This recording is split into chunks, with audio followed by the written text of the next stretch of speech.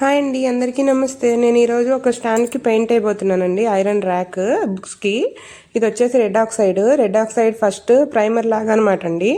అంటే మనం iron rack ఏదైనా తీసుకుంటే కనుక దాన్ని స్టాండర్డ్గా ఒక పెయింట్ వేసేసి స్టాండర్డ్గా ఉంచాలి అనుకుంటే పెయింట్ వేస్తే ఎప్పటికీ తుప్పు కానీ ఇది జంకు అంటారు కదండి, రస్ట్ పట్టకుండా మంచిగా ఉండడానికి అనమాట.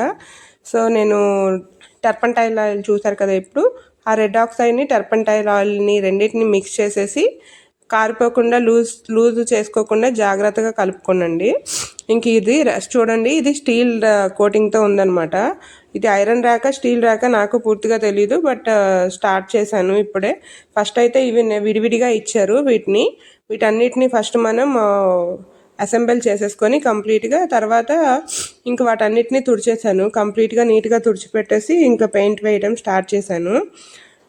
పెయింట్ కాదు, రెడ్ ఆక్సైడ్ ప్రైమర్ అనమాట. ఇది మొత్తం ఇన్ అండ్ అవుట్ ప్లస్ ఈ నిలువుగా ఉన్న వాటికి, ఈ ప్లేట్స్కి అన్నిటికీ కలర్ వేసేసానండి. యాక్చువల్గా ఇది నేను వేయడానికి కారణం ఏంటి అంటే, నేను ప్రైమర్ ఎలా వేయాలి, ఐరన్ ర్యాక్కి ఎలా వేయాలి అని చెప్పేసి చూశాను. అంటే యూట్యూబ్లో చాలా సర్చ్ చేశాను, కానీ నాకు ఎక్కడ కరెక్ట్గా దొరకలేదు ఒకటి కూడా.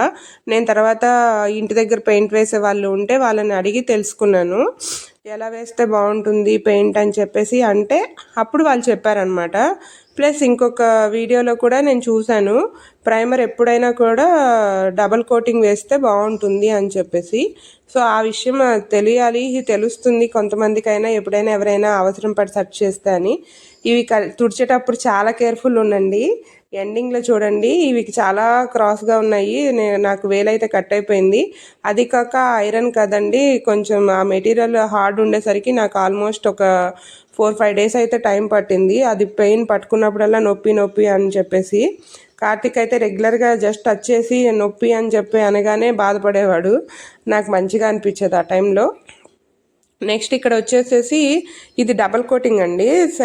సెకండ్ అంటే పైన సైడ్ ఉంటుంది కదా, అటువైపు సెకండ్ కోటింగ్ వేస్తున్నాను. ఇదేమో లోపల సైడ్ వచ్చేసేసి ఫస్ట్ కోటింగ్. మొత్తం అయిపోయిన తర్వాత మనకి యాక్చువల్గా ఫస్ట్ కోటింగ్ అప్పుడు నాకు అంత మంచిగా అనిపించలేదు.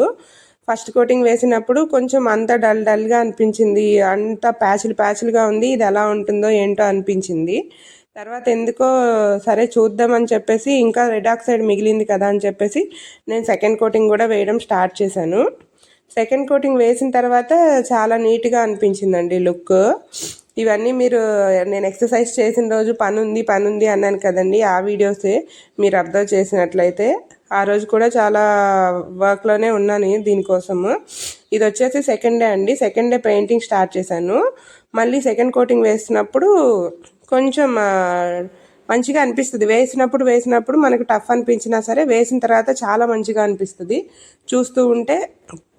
సెకండ్ పెయింటింగ్ వేశాక చాలా నీట్గా, అంటే ఒక ప్రొఫెషనల్ వేసినట్లుగా అనిపించింది. నాకు ఫస్ట్ టైం ఈ ఎక్స్పీరియన్స్ అనమాట. నేను వేస్తున్నాను, ఎలా వేస్తానో ఏమో అని చెప్పి నేను కొంచెం భయపడ్డాను, బట్ చాలా మంచిగా అనిపించింది. వేయగానే నీట్గా కనిపించింది పెయింటింగ్ మొత్తం కూడాని. స్టాండ్ కూడా అంటే యాక్చువల్గా అయితే ఇంకా పెయింట్ వేయకపోయినా సరే ఇదే బాగుందేమో అన్నట్లుగా అనిపించింది నాకు.